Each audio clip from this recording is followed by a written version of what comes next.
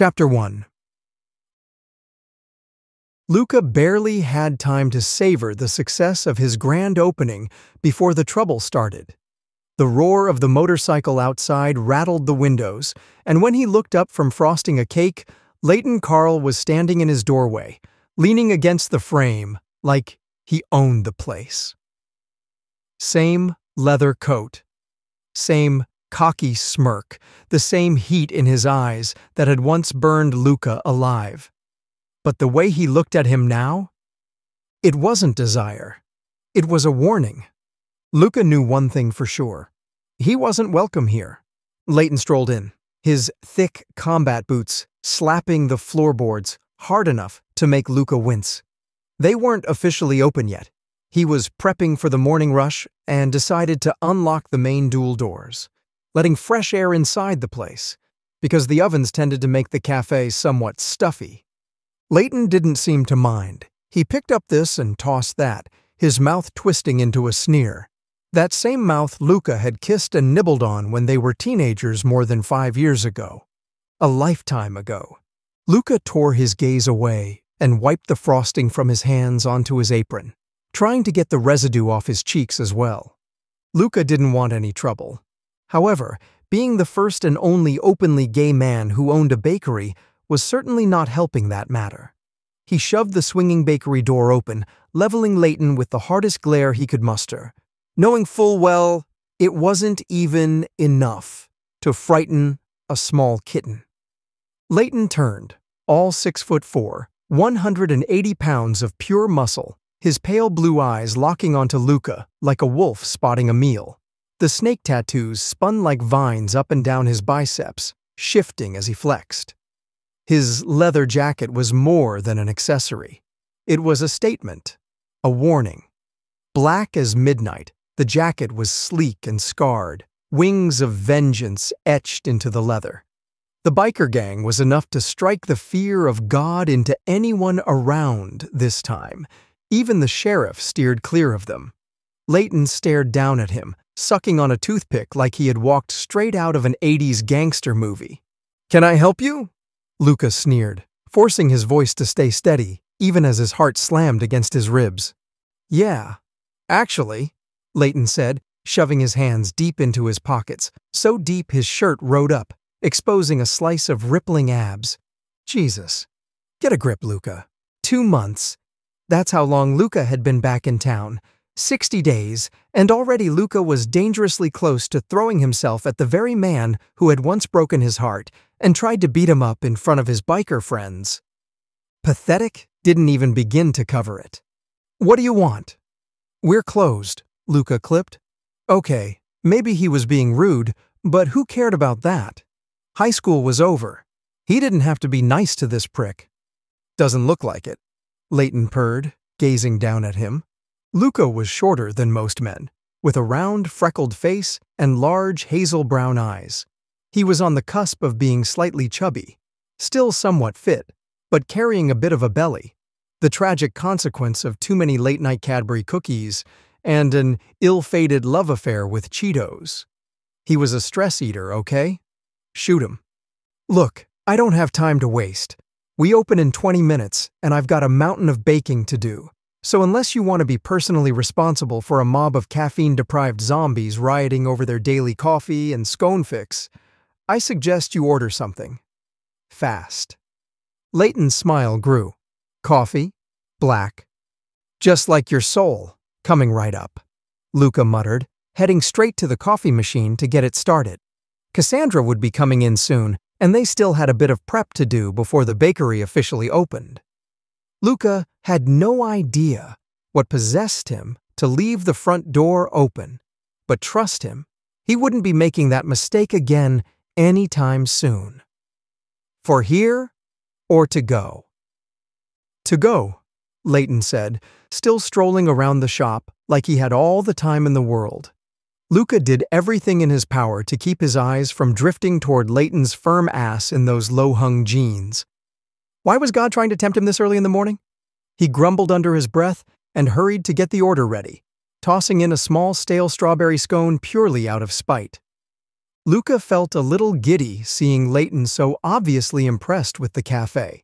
Because, well, it was impressive.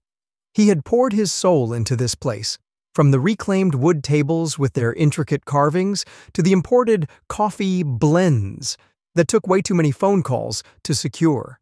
And Layton, who usually strolled around like nothing ever caught his interest, was actually soaking it in. Luca watched him, trying not to smirk, though he could feel the smugness curling at the edges of his lips. This place was Luca's slice of heaven. The scent of rich, dark coffee filled the air, blending with the sweetness of vanilla and the buttery warmth of fresh-baked pastries. It was a smell Luca had grown used to, but this morning, with Layton lingering, it felt different. Like he was seeing the place through someone else's eyes. The soft hum of acoustic music played through the speakers, the melodies mingling into the rhythmic clatter of trays and cups from the back. Sunlight poured through the large bay windows, streaking golden light across the rustic wooden floors and highlighting the natural grain of the handcrafted tables. He'd personally chosen each one, making sure they had the right balance of charm and durability. Some had delicate floral carvings, done by a local artist he'd all but begged to take on the project. Others were raw and simple, the kind of furniture meant to last a lifetime. Layton's slow, deliberate steps took him past the glass display case, where cakes, muffins, and pastries sat in perfect rows, each one carefully arranged. He was taking his damn time, and Luca wasn't sure if it was to annoy him or if he was genuinely appreciating the space. Of course, the place was good. It had taken blood, sweat, and an ungodly amount of caffeine to turn his foster father's rundown restaurant into something worth walking into. It was his vision, his work, his ridiculously expensive Edison bulbs hanging overhead, casting that perfect golden glow that made everything feel just a little bit more magical.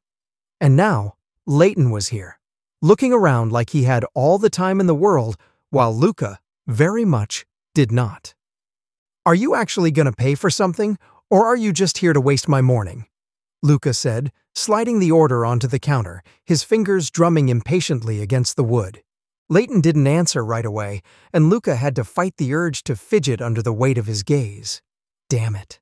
Why did he care so much about what Layton thought? "Thanks," Layton muttered, plucking the strawberry scone and the coffee from the table and tossing a few bills down. "If it doesn't taste like ass, I might be back for more." "High praise," Luca muttered. "Hopefully you won't choke on it."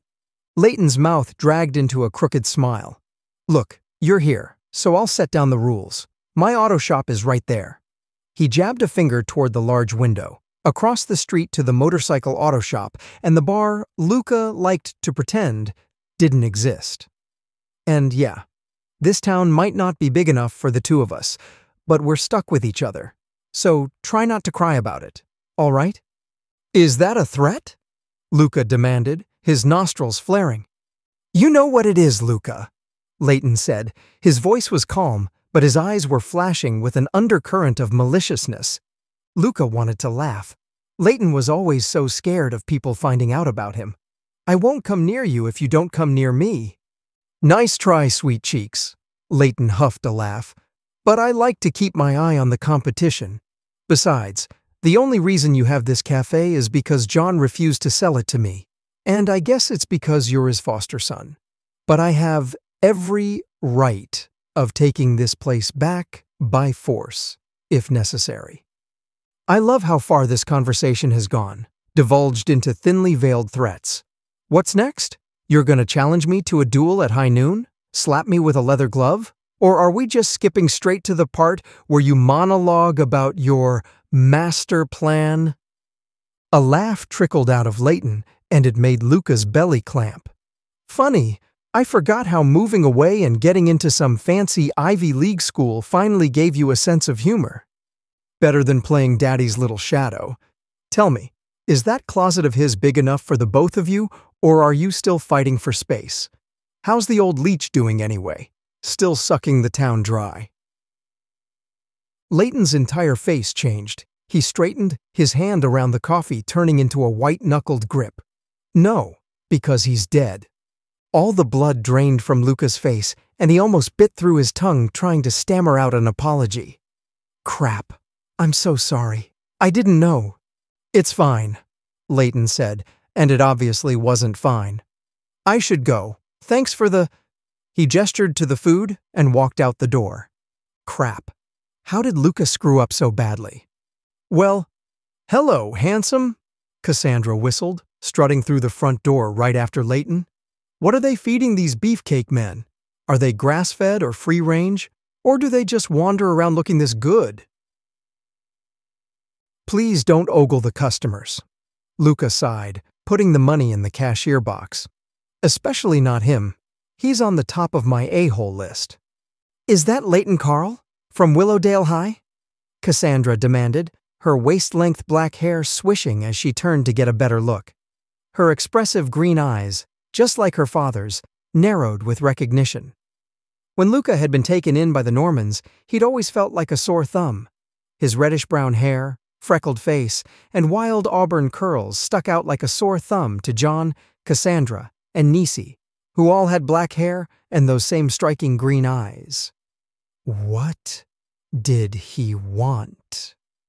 To ruin my life as usual, Luca muttered. Forget about him, please. Oh, Cassandra pinched his chubby cheeks. You're blushing. I am not, Luca hissed, swatting at her hands. He's an asshole. An asshole you used to date, Cassandra shot back with a smirk. And if I recall correctly, you were the one making scrapbooks for him, plastering them all over your bedroom like a creepy fan club. Again, that doesn't change the fact that he's on the a-hole list. Trending at number 1, I can tell, Cassandra said, draping across the counter like a wet blanket. Oh, poor Luca Puca. I told you not to call me that in public. Cassandra threw her head back and laughed. Luca cursed, as it followed him all the way back into the kitchen. Why didn't anyone tell Luca that working with families sucked? Luca aggressively started baking cinnamon rolls, smacking the dough into submission, picturing it as Layton's stupid, smug face. It hadn't been easy for John to hand the restaurant over to Luca. For starters, it was a dump. John hadn't been able to get any additional funding, so while Cassandra and Luca were away at school, the restaurant had fallen into ruin. Several investors were looking into buying the property, but when Luca graduated from culinary school, he saw the place again and fell head over heels in love with it. Then the bidding wars happened. Layton had always been thinking about expanding his auto shop since it was a growing venture, but John had refused to sell, which left a nasty taste in Layton's mouth, and they've been at each other's throats ever since. Luca loved this place. Loved his customers and the feel of a small-town cafe that warmed the hearts of the residents of Willowstone Falls. Luca had no plans to sell, no matter what Layton was offering.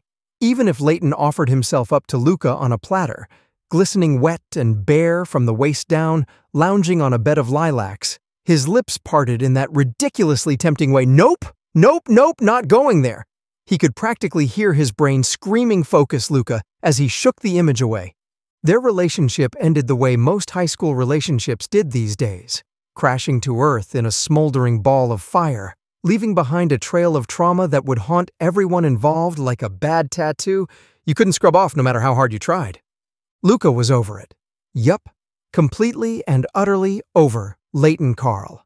Popping his signature peanut butter cinnamon rolls into the oven, Luca quickly got started on his pumpkin spice cupcakes, then moved on to his strawberry lemon tarts, blueberry cheesecake, followed by rich chocolate eclairs and velvety tiramisu. Food was life. Food was pleasure. And Luca was on a mission to make this cafe the best it could ever be. The guttural roar of engines across the street made Luca's blood boil. After the morning rush, he felt the irritation spike as he saw Layton and his goons idling outside his shop, engines revving for no reason at all. "Sounds like someone's having a party," Cassandra said, refilling the coffee machine. "Although I don't know what they get out of doing that all hours of the day." I'm going to kill someone if they keep it up. It ruins the ambiance of the bakery, Luca huffed out. They were so obnoxious that Luca was sure they were breaking several bylaws by the noise alone. Should we do something? Cassandra asked hesitantly. The restaurant was still brand new, and Luca knew causing trouble with Layton and his crew was a horrible idea. Wings of Vengeance was the name of the auto shop that used to belong to Layton's father, Kendall Carl, who, after his death, obviously passed it down to his son. In high school, whoever was a part of that club was considered the coolest kid in school, and Luca always remembered the rush he felt at seeing Layton stroll the halls with his crew, all of them seemingly untouchable with their leather jackets, tattoos, and stone-faced expressions. Let's just hold back for now, Luca replied. He didn't come here for trouble. He just wanted to have his restaurant and live in peace. Did you pick up Dad's medication? No, I was going to do that after work, but maybe you can do it now? We have a few deliveries that we need to get to. Crap. Luca really needed to work on hiring a driver. Initially, it wasn't his intention to get into delivering coffee and pastries, but since the success of the bakery, he knew he was shooting himself in the foot if he didn't adapt to the almost religious Uber Eats lifestyle, especially if he wanted to stay competitive. What do they want? Cassandra gave him the list, and they hurried to fill it. Luca strapped on his helmet and put the food in a small cooler to keep it warm, balancing everything on his pathetic two-wheel bike. His hair curled up around the helmet, making him look slightly ridiculous. But it didn't matter. He loaded everything up, fully prepared to head across town when he stared at the address incredulously. It was across the damn street. Luca's head shot up, and he glared murderously at Layton, who waved to him. What the hell? 10 coffees, 10 peanut butter cinnamon rolls, 4 tarts, and 6 scones. What's wrong with this guy? Luca seethed. He grabbed the cooler and marched over, crossing the street with fury in his eyes. Look, if this is some kind of sick joke. Hello to you too, Luca.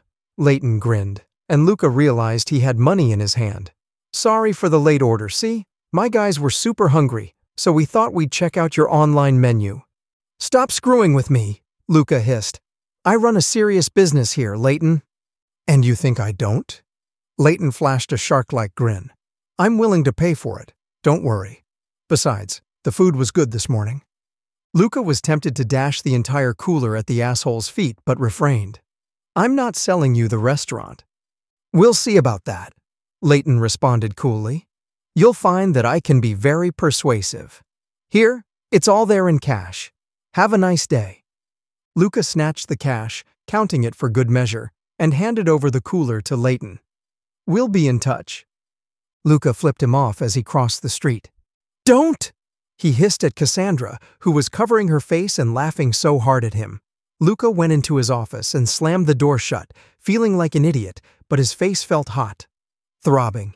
He stared at his hands, looking at where Layton had touched him, feeling his heart soar. Luca sighed, running a hand through his hair. No, he couldn't go through this again. Layton was bad news, and after the last heartache, Luca barely survived it. They didn't work for a reason. Layton refused to come out, and Luca was tired of waiting. Tired of the jabs and stupid jokes, of the way Layton treated him because he was so afraid. Even after he left for university, what really changed? Luca wasn't the cowering idiot he was in high school. If Layton wanted to play rough, then Luca would be game. He wasn't going to sell his restaurant, and he'd make Layton regret asking. From what Luca could tell, Wings of Vengeance was a malicious gang, a damn cult, and he wasn't going to be sucked back into it. Not this time. Luca looked out his window at the auto shop with Wings of Vengeance scrawled at the top while the guys drank coffee, sitting on the motorcycles and talking. Layton was outside having a smoke, his head tilted toward the darkening clouds, his expression unreadable. He wanted to steal Luca's restaurant, but Luca wasn't going to allow it. No, this meant war. Luca took out his phone and dialed. Hello? Hey, Dad, do you still have Sheriff Dan's number? Yeah, why? I want to make a noise complaint. Chapter 2. Luca wasn't at all Layton's type, not when he really thought about it. The baker had a mouth a bit too wide for his face, plush soft lips, and a pudgy stomach, where he'd once been fit, but being surrounded by so many goodies and treats would do that to anyone, Layton supposed. He was cute. It was one of the reasons Layton fell for him to begin with. There was something so gentle and unassuming about Luca, just like the pastries he made, that Layton found extremely attractive. And when he got angry, when his little nose wrinkled in anger, it all but melted Layton's cold, dead heart.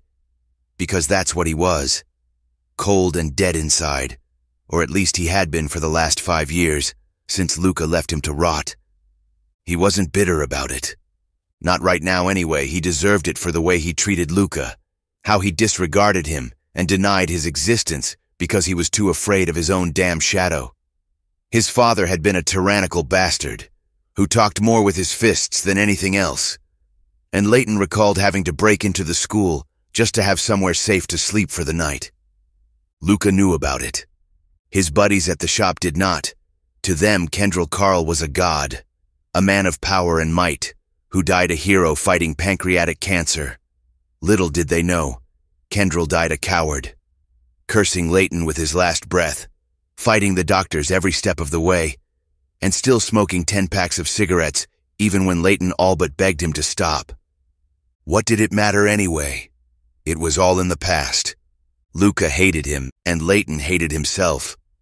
The revving of a bike snapped him out of his musing. He turned to look outside the window of Wings of Vengeance, his father's club, his father's friends. Layton tolerated them. Most of them were good guys, bike enthusiasts, while others were rancorous, wanting to raise hell in their town of Willowstone Falls, just outside of New Hampshire. Layton didn't care for the trouble. He ran his business clean, which was more than he could say about his bastard of a father. Standing, he strolled over to the window, staring out at the bakery across the street that would have made a fine second location for his auto shop, since business had been picking up as of late. Over the years, he'd done everything to get John Norman to sell the land over to him, but the old dog kept saying no. At first, Layton had been annoyed, willing to go through the city if the old man didn't start actioning out a plan for the rundown, closed pile of rubble that used to be his family's own restaurant. Then Luca came along and obliterated Layton's plans in more ways than one. His feelings for Luca were complicated. In high school, it had been love, the supernova, world-destroying, once-in-a-lifetime type of love they write about in shows and movies. However, life had doused them in ice-cold water. Layton had no intentions of ever coming out, and Luca suffered for it. Now, 5 years later, regret has become a formidable companion to Layton. He ached for Luca's warmth, for his life, for his infectious, stupid optimism that could clear even the stormiest of Layton's days. However, he could tell Luca didn't trust him. Was he dating anyone now? Layton frowned, hating the thought of it. He closed his blinds and then walked out of his office and into the auto shop. "Sup, boss, thanks for the treats," Larry said, chewing on a tart noisily. "These are freaking delicious. I'm going to take Mindy over the second she gets off her shift." Larry's denim overalls were old and covered in grease stains. On the back, Wings of Vengeance was stitched in big red letters with angel wings spread out on either side. The fabric was worn and faded, and there were smudges of oil everywhere, showing just how much he worked in them.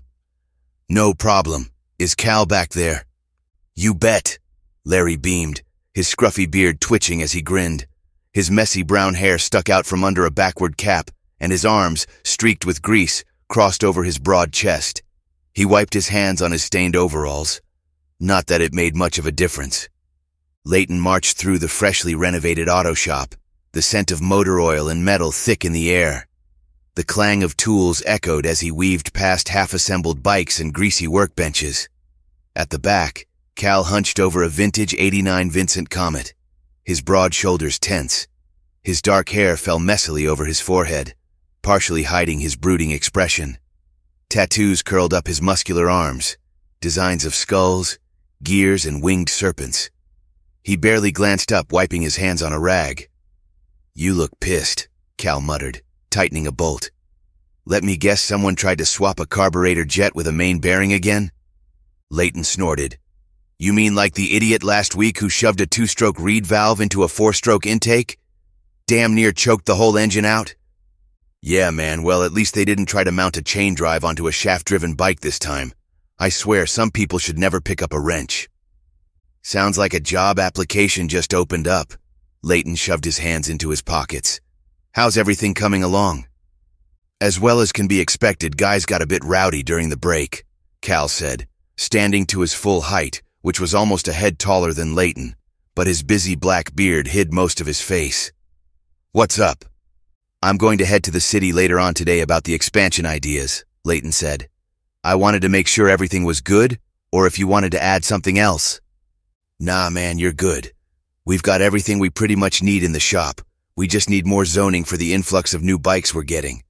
I'm telling you, man, the inventory won't hold for long, and the way these are selling off the racks, I fear will run out within the next few weeks, which would make people run to your competitors. We've been customizing Harley-Davidsons, Indian Scouts, and even some Ducati Monsters and Triumph Bonnevilles. If we don't expand, we'll lose out on all the high-end work, and guys will take their custom choppers and cafe racers elsewhere. And if that wasn't another damn headache. To top it all off, Brady's running his mouth again about a hostile takeover of the bakery across the street. He said that place is prime real estate, and the others can't help but agree. He said he wants to drive the ferry out. Don't call him that, I snapped at Cal, who looked at me with alarm. Cal held his hands up in surrender. Those are his words, man. I know they're his words, just don't freaking repeat them, I hissed at Cal. I'm not my father. This isn't his damn shop. All right, geez, Cal scoffed. Anything else? Boss, Cal sneered. What else did Brady say? I demanded. You know he spends most of his time talking out of his ass. Cal rolled his eyes. Look, just get the expansion done. The guys are getting restless, worried about losing clients, and you know how it is. We've built up a good reputation over the years, and I know you said you aren't your father, but half of these mechanics worked with him for over several decades. They just want to get paid for their work and head home. Right. As if Layton wasn't already doing that? He nodded and strode past Cal, not wanting to linger a second longer than he needed to. As he said earlier, these guys weren't bad, just some of them were too much like his old man for his liking. Layton was halfway to his office when he heard a commotion outside. The sounds of engines revving and shouting caused a sharp frown to form on his face. He moved quickly toward the front of the shop, his boots thudding heavily against the concrete floor as he stepped outside. What he saw made his stomach backflip. Brady was squared off with Sheriff Dan, chest puffed out, his lip rings gleaming in the afternoon sun. Brady's brown hair was wild, tattoos snaking down his arms. Layton recognized that look all too well. Brady wasn't one to back down, especially when it came to the law. The sheriff, on the other hand, stood his ground, unflinching. He was used to the rough crowd around here, but Layton could see the tension rising between them. Brady was Layton's age, with shaggy brown hair that looked like he never bothered with a comb. A pair of silver lip rings glinted when he sneered, and tattoos sprawled over both arms, bold and dark against his skin. He'd spent more time in juvie than in high school, always on the wrong side of the law, and Sheriff Dan sure as hell hadn't forgotten. Layton leaped between them. Dan, what's the meaning of this? You need to clear the area now. You're out of your goddamn mind. This is our property, Brady snarled. Brady, shut it, Layton snapped. What's going on? We've never had any issues hanging outside before. The sheriff set his pale blue eyes onto Layton, his expression ruthless. With graying hair at the temples and piercing blue eyes that seemed to see through everything, Dan never let his distaste for the club go unnoticed. He slapped the ticket right into Layton's chest. You've never had a problem until now. Move out. Layton hurriedly grabbed the ticket, his eyes widening in shock. It was a fine of $500, even though it was his first offense, but Dan had pushed for the max, and if this kept up, repeat violations could cost them thousands. This is bull, Brady grumbled, fists clenched. Yeah? But I bet you running your mouth isn't helping, Layton muttered, shoving the ticket into his back pocket and leveling a glare at the sheriff. You made your point, Dan. Anything else? Clear the area now, Dan said. Keep it down or I'll have you all booked for loitering. You've got customers, you've got bikes. Get them off the sidewalk and away from the street. I don't care if it's your property or not, make room for pedestrians. This is our property, Brady spat, his voice rising, clearly itching for a fight. Come on, Brady, Layton snapped, stepping between them, hands raised in a calming gesture. Get lost. We don't need this. The last thing we need is more trouble with the city. Brady cursed and shoved Layton off him, heading inside. Layton signaled to all his guys to come inside our hangout near the back to avoid clogging the sidewalk for pedestrians. Dan got into his police cruiser and left, a sneer twisting his lips. Rage filled Layton's body as he went to his office, slapping the damn fine onto his desk. They'd been here for nearly 3 years. Who the hell would complain about the noise? Willowstone Falls was a small town, but 50% of the population were biker enthusiasts. The rumble of a Harley was practically a lullaby around here. Hell, it was the town's unofficial soundtrack. Layton's jaw clenched, and just when he looked up, he saw Luca and his foster sister ducking for cover in their restaurant. His eyes narrowed into pinpricks. Did they? Luca crept up, and Layton could see his face flaming red even from here. A strange laugh burst out of Layton at Luca's guilty face. His eyes were so wide, so freaking cute that Layton almost melted. So this was his payback? It was so... Luca. Layton leaned back in his chair, thumbing his smile, the tattoos on his arms catching his attention. The serpent was something his father had thoroughly designed for the entire club. For Layton, it initially meant security if he were ever in trouble. Then he'd always have someone to turn to. He dragged his hand over his face, not sure what to do next. Although he was pissed about the $500 fine he got, he kind of understood where Luca was coming from. This morning he ordered from the restaurant because the food had been that freaking good. The second he'd taken a bite of that strawberry scone, the flavor had exploded into his mouth. A burst so sublime he thought he'd gone to heaven. And as a treat, he wanted to give some to his coworkers. He wasn't really screwing with Luca, at least not in the way Luca thought. Then again, maybe all of this was for the best. Layton didn't deserve a second chance with Luca. He'd blown it to smithereens the second his so-called friends had tried to hurt Luca, his boyfriend at the time. What a disaster. He sighed and pulled open his desk drawer, rummaging through stacks of papers until his fingers closed around the expansion designs. He needed to bring them to City Hall for his meeting. Layton didn't bother changing. He shrugged on his sleek Wings of Vengeance leather jacket, knowing exactly what he looked like to them. Scuffed boots, grease-streaked jeans, and calloused hands. A roughneck, a delinquent. But he had a vision, a goal. Expanding his auto shop wasn't just about business, it was his future. City Hall was a different world. As he strode inside, heads turned, some curious, others wary. The secretary behind the desk, a woman with carefully painted pink lips, eyed him with a strained smile. "Name?" she asked.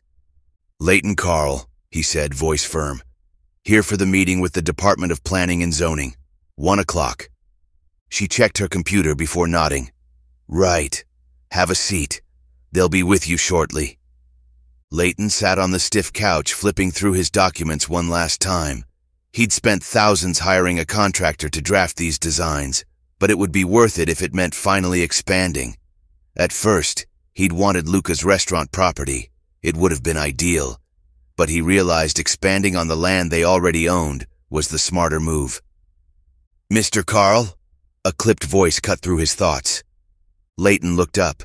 A dark-skinned black man in a sharp three-piece suit stood in the doorway, his gaze dragging over Layton's worn clothes. He didn't offer his hand. "Right this way, please." So that's how this was going to go. Layton didn't let it shake him. He grabbed his scrolls and strode inside.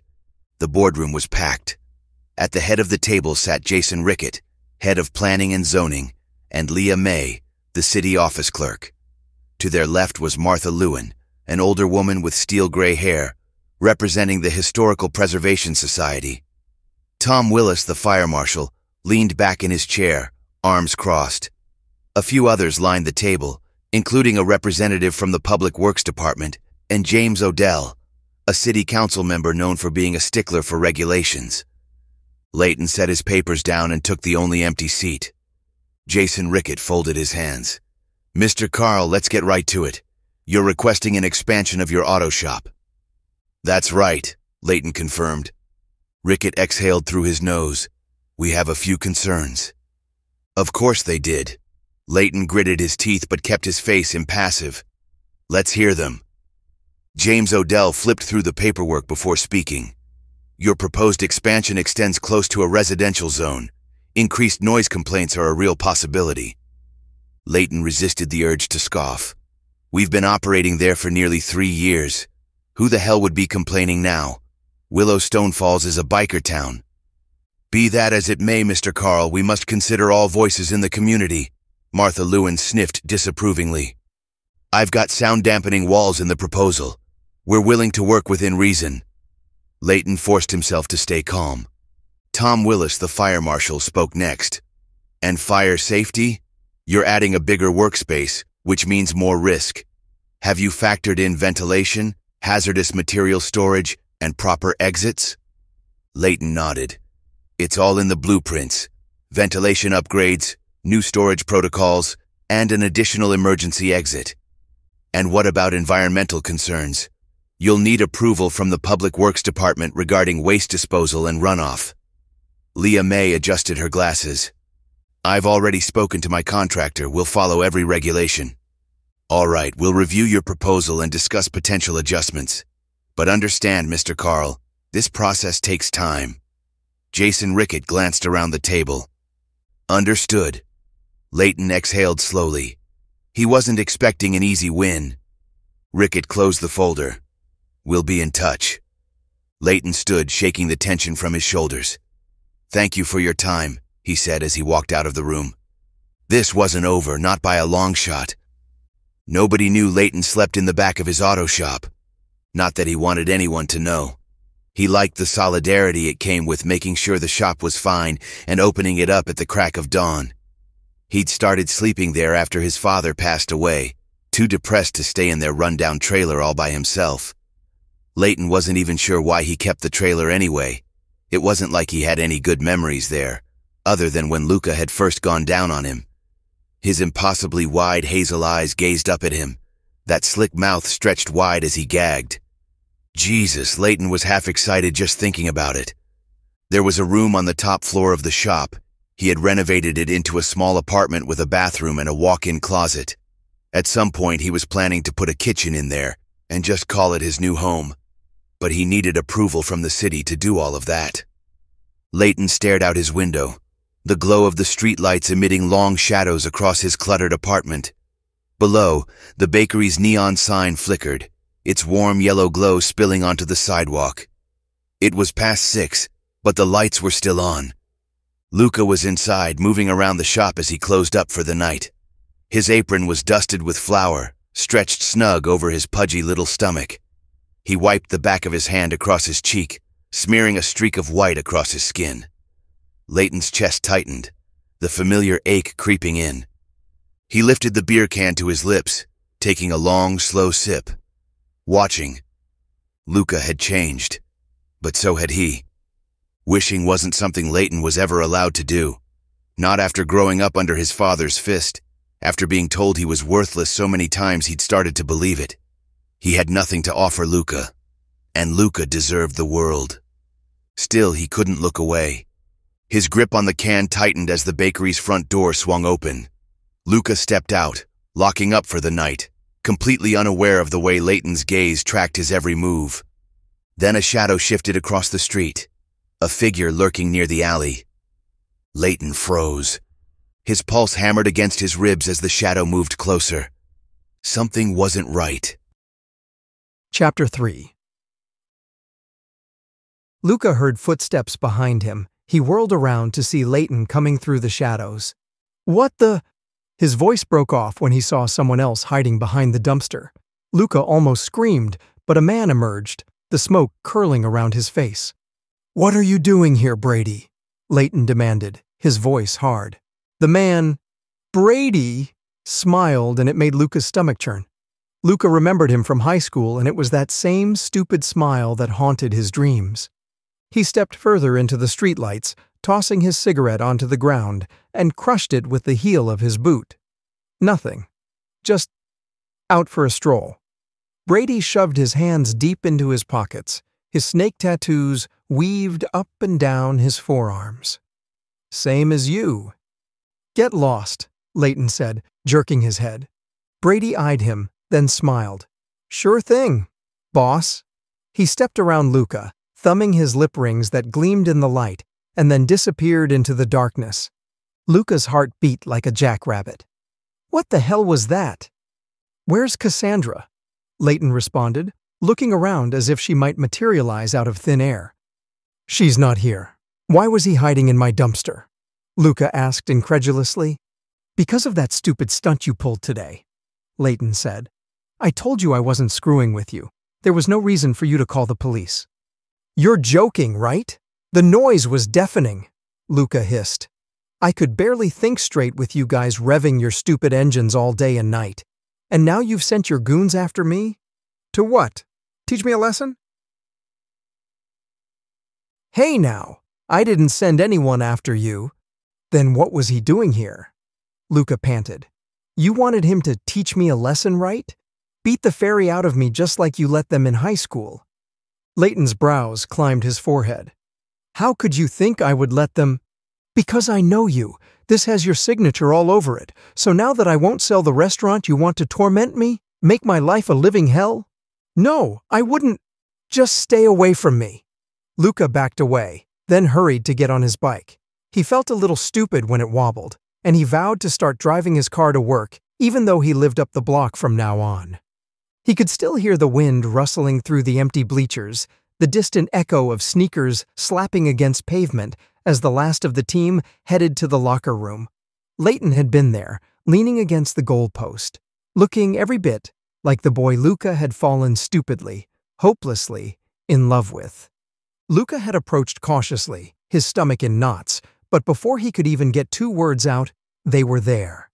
Brady, Dean, a few others he barely remembered. They closed in like a pack of wolves, cutting off every escape. "What the hell do you want, freak? You don't get it, do you? Layton's not into that crap. Stop harassing him." Harassing? Luca had been gutted. They were dating. They were dating. Or at least, Luca had thought so. He had looked at Layton then, silently begging, waiting for him to say something. Anything. But Layton had just stood there, jaw clenched, fists tight at his sides. And he said nothing. Luca blinked hard, forcing himself back to the present. His foster parents' house loomed ahead, the flickering streetlight buzzing overhead. He parked his bike, gripping the handlebars for a second longer than necessary. Layton had changed, but so had he. And this time, he wasn't going to let himself be destroyed. "What's wrong?" Cassandra asked the second he stepped inside the house. Luca knew his face was flushed from the bike ride, his hair probably looking like he'd been electrocuted, but he instantly relaxed when he saw his foster father watching TV, a healthy color to his cheeks. "How's he doing?" "Better," Cassandra beamed. "Took his medication, and now we're watching the Hell's Kitchen highlights." Luca nodded, walking over to his foster father and pressing a kiss to his forehead. John looked up, smiling, his wrinkled, paper-thin skin nearly translucent under the soft glow of the TV. The tubes from his oxygen tank snaked around his frail frame, each breath he took sounding like it had to claw its way out of his failing lungs. "Hey, my boy, how are you?" he wheezed. "I'm good," Luca said, putting down his things and settling beside him. "How are you feeling?" "I'm good. Tired." John smiled, but it didn't reach his eyes, and Luca's heart clenched in his chest. He wanted to believe that smile, to take it at face value. But he wasn't an idiot. John was exhausted, sick, and Luca hated how powerless he felt watching the man who had saved him slowly fade before his eyes. They sat in silence, watching TV together, John occasionally letting out a weak chuckle at Gordon Ramsay's latest insult. Eventually, exhaustion started to weigh Luca down, and after bidding them both good night, he trudged up to his old room. It was weird being back here, honestly, a little depressing, but he had his foster father, his sister, and the restaurant, so things were looking up. He glanced around at the old posters covering the walls, some of NFL players, others of bakers, and of course, a Hell's Kitchen poster from when he'd idolized Gordon Ramsay. At the time, he thought being screamed at in a kitchen by a British man would be the pinnacle of success. And, well, he still kind of stood by that. Flopping onto the bed, Luca lay on his back, staring at the ceiling, but his thoughts immediately drifted back to him. Layton. Sleep-rumpled and unfairly sexy. God, what the hell is wrong with him? Why can't he get a grip? Layton was clearly trying to scare him away, and Luca was ashamed to admit that it was working. Those bikers freaked him the hell out. But he wasn't about to be run out of his own damn restaurant. No way in hell. He was going to fight for it. His father's life depended on it. The bakery was their only source of income, and Luca wasn't about to falter now. Owning this restaurant had been his dream since he was 16 years old, and he'd be damned if he let a walking leather jacket with daddy issues take it from him. Luca filled Cassandra in on what happened last night while they opened up the bakery at the crack of dawn. You're kidding? And you think this Brady guy was there to threaten you? Why else was he hiding in my dumpster? Unless that's just his natural habitat. Luca snorted. Look, maybe calling in a noise complaint was a little dramatic, but they were loud, and people come here for coffee and some peace. Not a free hearing test via motorcycle exhaust. Cassandra laughed as she slathered butter onto a blueberry cream cheese Danish. So, you think he actually wanted to hurt you? Luca focused on frosting the tiramisu cake, trying to sort through his thoughts. He couldn't say for sure, but the whole interaction had left him unsettled. Why had Layton even been there? What did it mean? It was driving him crazy. I don't know, Cassandra. It just rankles me. Maybe we should get a restraining order? I mean, he does look scary. I know he hasn't technically done anything, but giving Dan a heads up might not be a bad idea, right?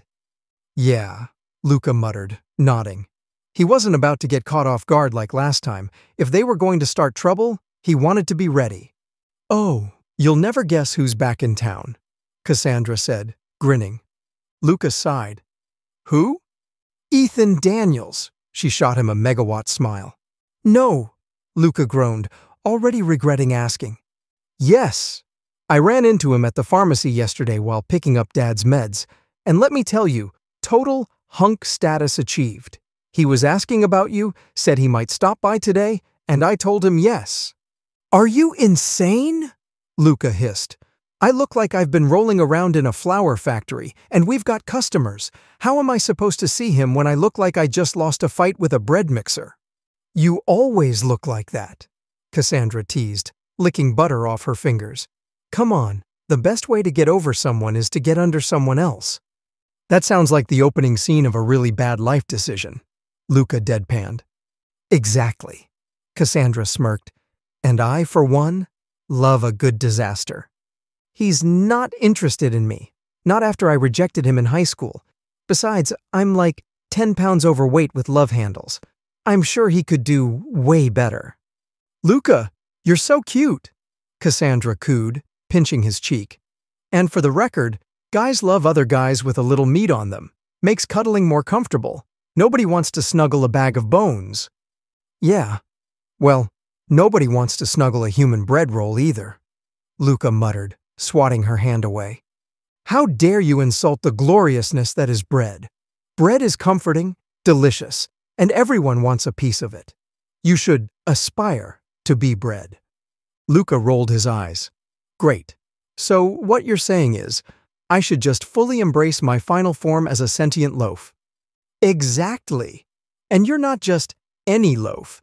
You're like a premium artisanal one, the kind people fight over at fancy bakeries. More like the kind that sits on the discount rack because it's slightly lumpy and past its prime. Okay, first of all, rude. Second, shut up, because Ethan is definitely still into you. And third, Cassandra grinned wickedly.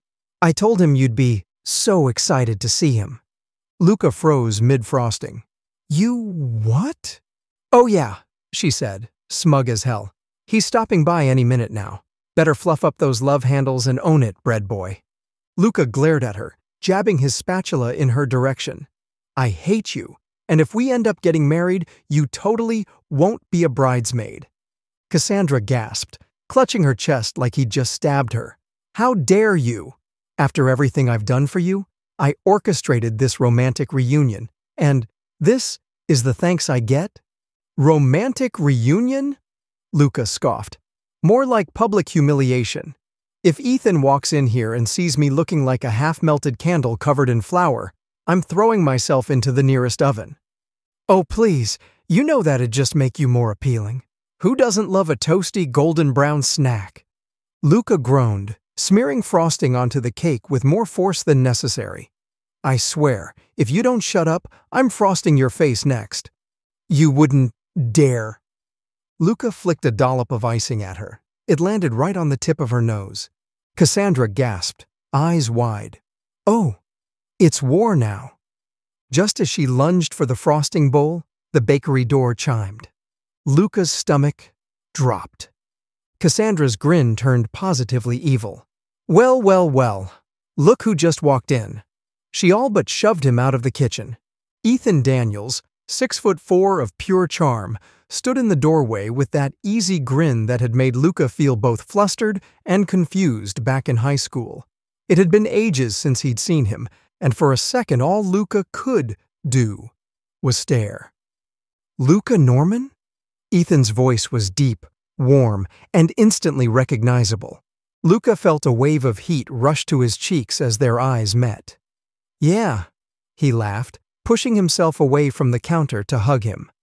"Wow, blast from the past." Ethan's deep laugh rumbled in his chest. "I know, right? I'm just in town visiting my mom for the weekend, and she couldn't stop gushing about this bakery that opened up. Mentioned you by name, so I had to come check it out." "Yup," Luca beamed, a little too eager. "It's all mine now. You want some coffee? It's on the house. We don't open for another hour or so, and I really need to learn to start locking that door." "Sure," Ethan said, his grin never wavering. "How have you been, Luca? It must be crazy having a bakery right next to a motorcycle club." Luca laughed, pulling a mug from the shelf. "It's been a journey. Honestly, business has been great, though. I'm just happy to be living the dream." "I can tell. You've always been the kind of guy to follow through on things." Ethan gave him a thoughtful look. Before Luca could respond, Cassandra, who had been lingering in the background, spoke up. "So, Ethan, are you still in Chicago?" Ethan nodded, sipping the coffee Luca had poured for him. "Yeah, but I'm just visiting for the weekend. Thought I'd swing by and see if you were still the same guy I used to know." "Yeah, well, same bakery, different stress?" "Definitely seems like a lot of stress with that club across the street," Ethan said with a pointed glance toward the window.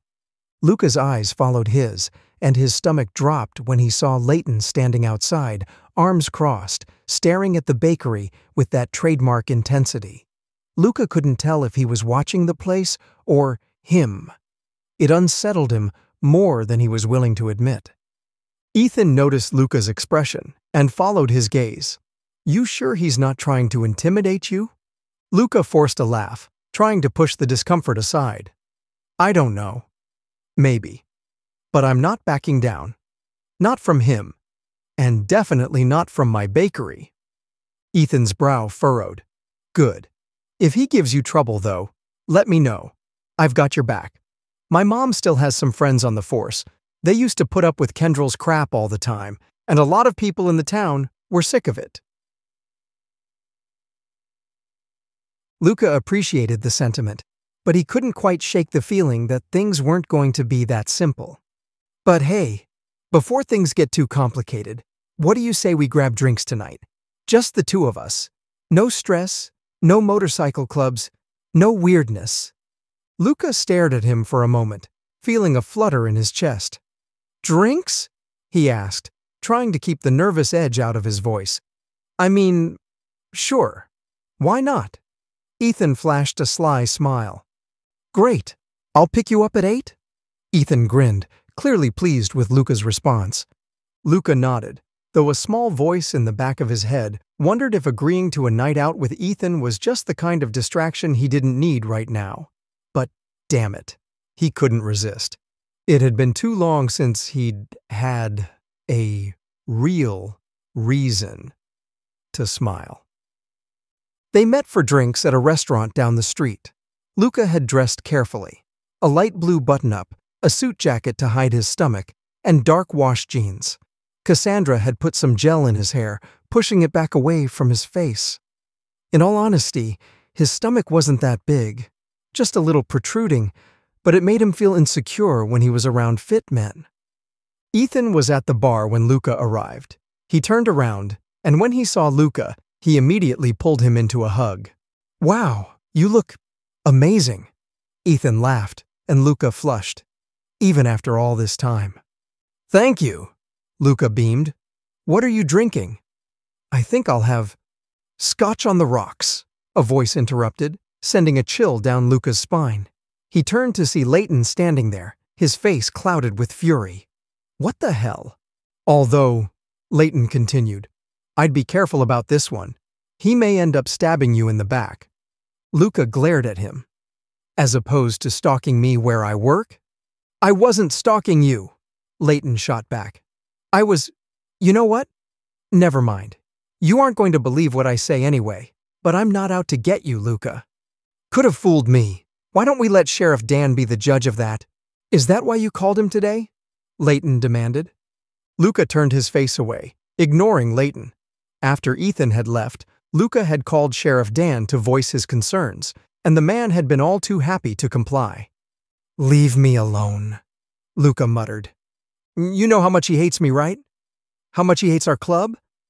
Because of him, I lost the rights to expand the club with the city." Layton sneered. "And that sounds like a you problem," Luca shot back. "Maybe if you weren't so hell-bent on a hostile takeover of my restaurant, things would be different."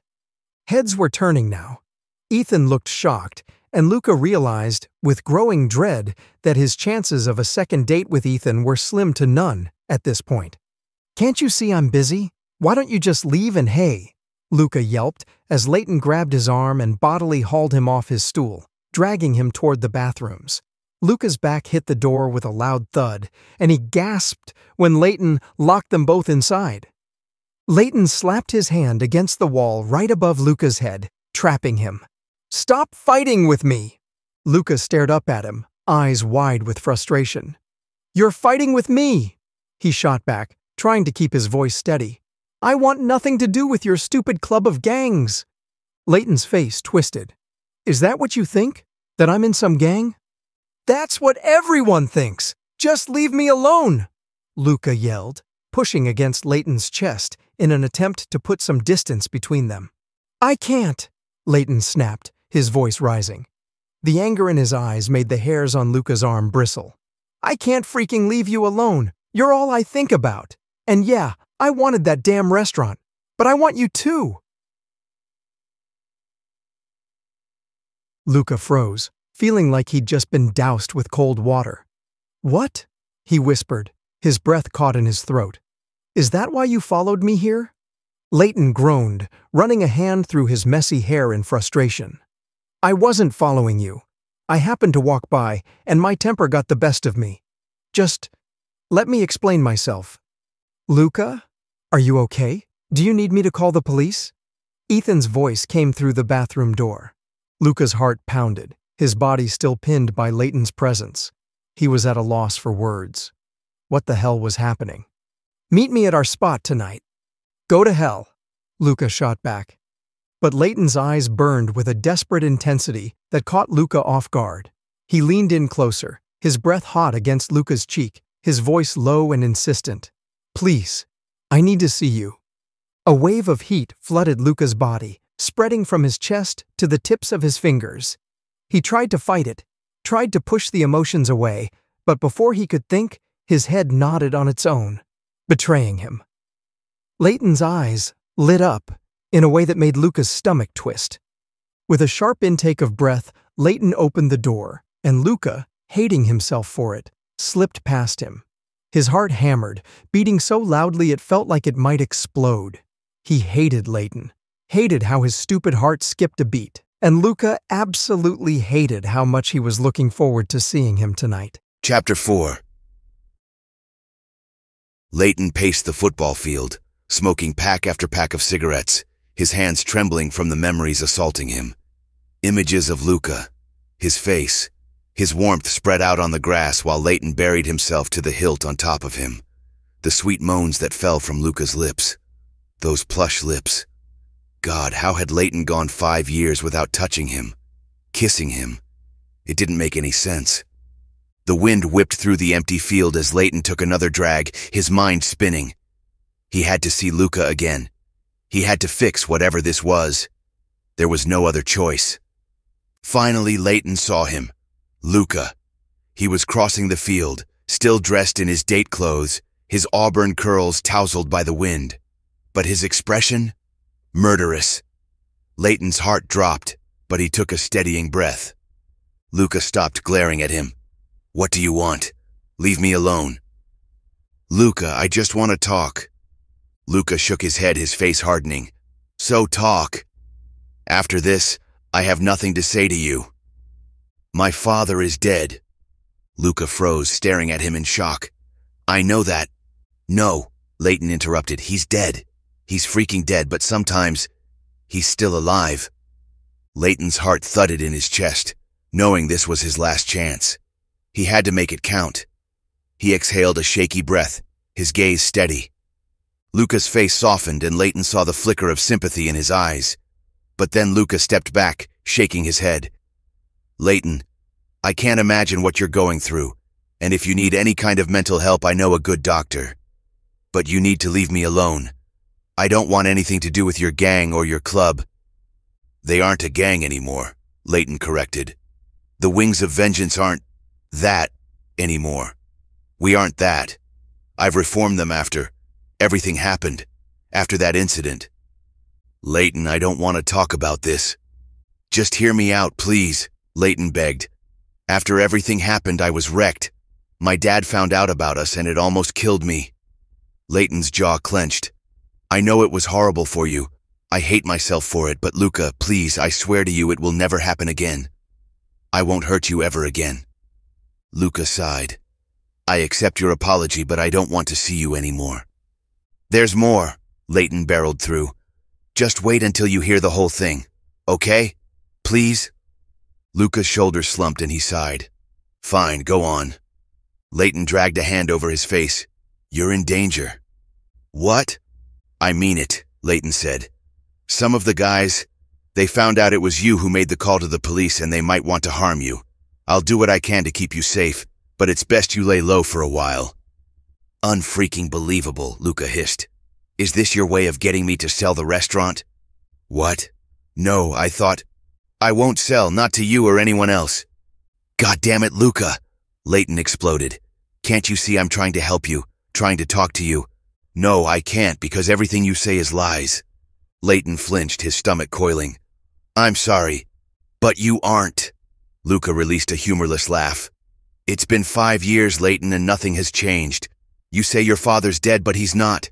He's alive and well in those same people you employ who cause trouble behind your back. I've only been here 2 weeks and it's already been a nightmare. What more do you want from me? What more can I give you that you haven't already taken? Luca. Layton reached for his wrist, pulling Luca to his firm chest. Damn it, I'm sorry. It's crap. I know it. I'll do better. I've changed the entire club. They aren't what you think. I want you to see it for yourself. See what I've done. I need you to. Things have changed, believe me. I've changed. How do I know that? Luca demanded. Let me show you, please. Luca's eyes narrowed. What are you really asking for, Layton? What's your end goal here? Layton swallowed, realizing Luca knew him better than he was willing to admit. He raised a hand and hesitantly cupped Luca's plump cheek. It was warm and soft in his hand, Luca's freckled skin catching the luminous lights. I want to try again. Luca was already shaking his head, but Layton kept his firm hold. You don't trust me, I get it, but you can't hide the fact that you still have feelings for me. Brady and the others, they won't be a problem. I'll make sure of it. Give me a chance to court you, to redo the past. Luca released a harsh breath. I don't know. Please. Layton cupped both his cheeks, pulling him closer. Just try. That's all I'm asking. Just me and you. Give me 1 month to prove myself. Please. 1 month? Luca raised a brow. 1 month. Layton licked his dry lips. And what about your shop? I thought you said City Hall rejected your proposal for expansion, Luca asked. Layton sighed, stroking Luca's cheek. He'd gotten the email today, the one he'd been dreading. City Hall had rejected his proposal, on the grounds of his past, despite the years he'd spent cleaning up his reputation, distancing himself from his father's crimes, and trying to turn the club into something legitimate. None of it had mattered. The city still saw him as his father's son, a man with ties to illegal activity. A risk. The official rejection letter had been cold and impersonal, citing concerns about business ethics and prior associations with criminal enterprises. They didn't come right out and call him a gang leader, but the implication was clear. His efforts to expand had been blocked, again. All because no one could forget what the club used to be, what his father made it. Layton clenched his jaw, the sting of failure eating at him. He had tried. He'd done everything right. Yet here he was, standing in the same place he had been 5 years ago. Stuck. But none of that mattered now that he had Luca back. He'd figure out a way to make it work, even if the guys got restless and he lost business. I don't know, Layton sighed. It doesn't matter anymore. I don't want to be away from you anymore. So can we please just start over? From here on out? No more petty calls to the police or people hiding in the dumpsters. Luca's laugh tickled Layton's ears. Yeah, Luca bit his lip. Sounds good. Can I kiss you now?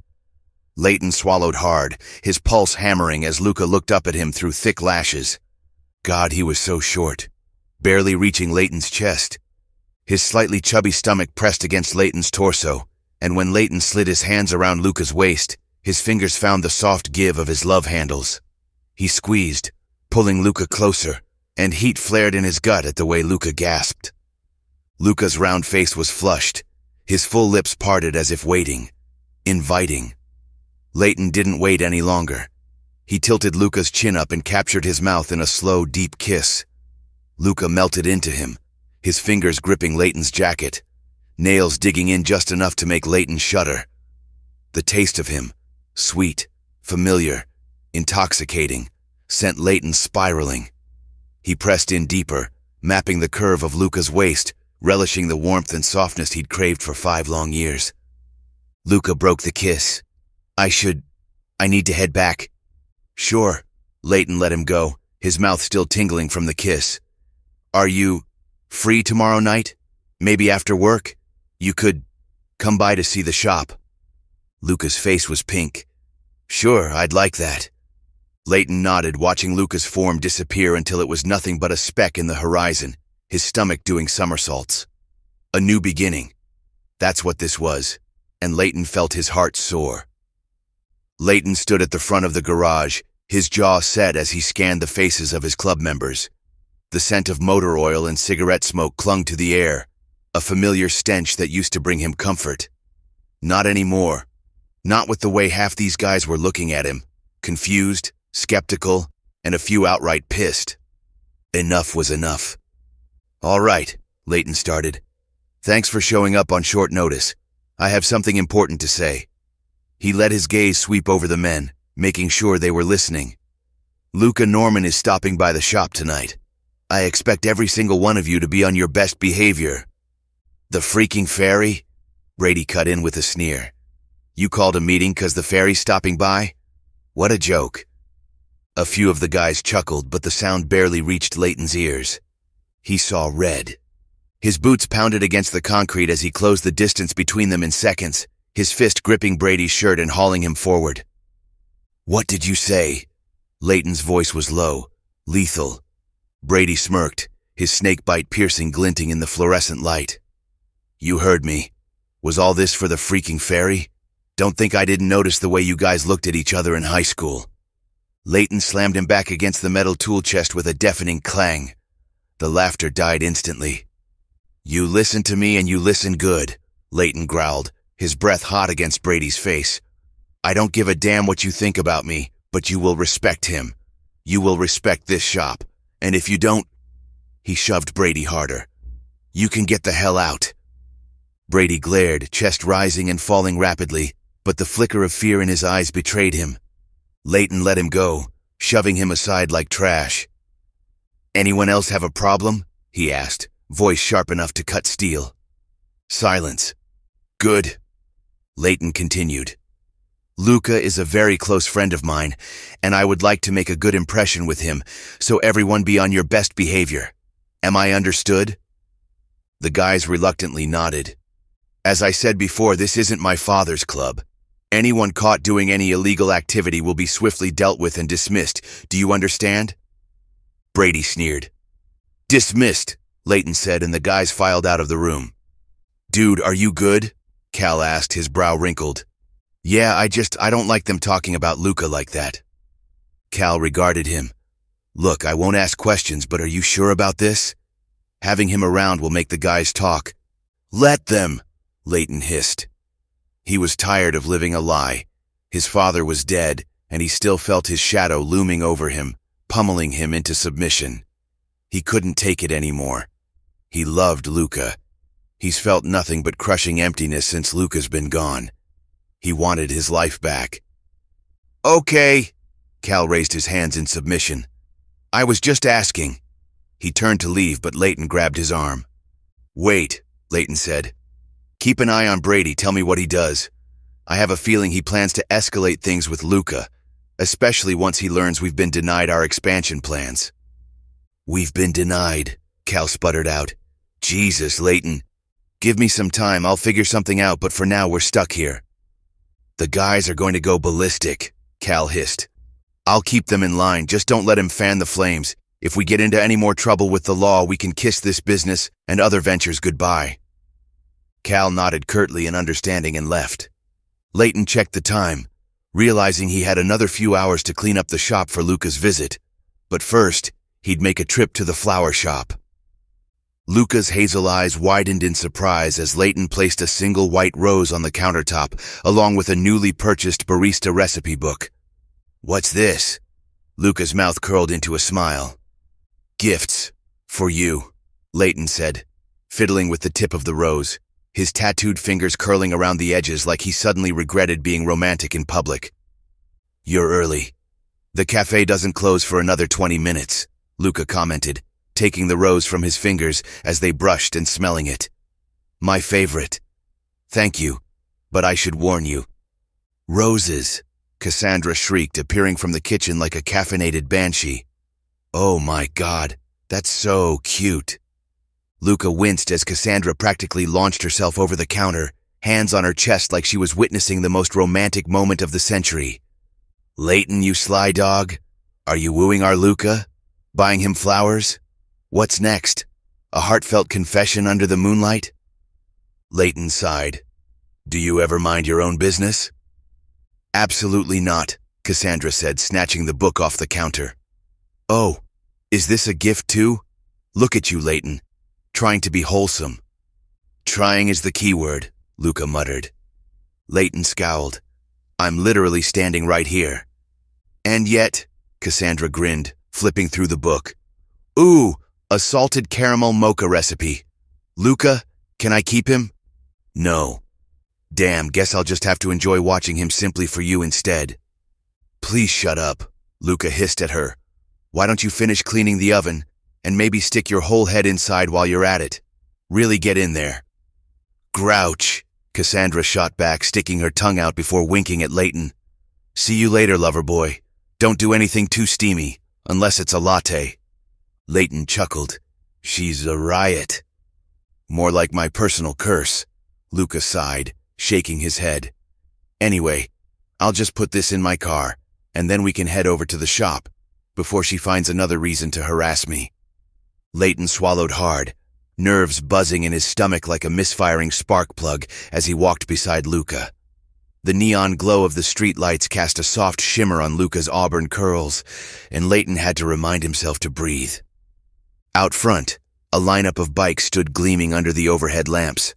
Layton's Harley-Davidson Fat Boy, a few Indian Scouts, a Kawasaki Vulcan, and a couple of Ducati Diavels belonging to the more high-maintenance guys.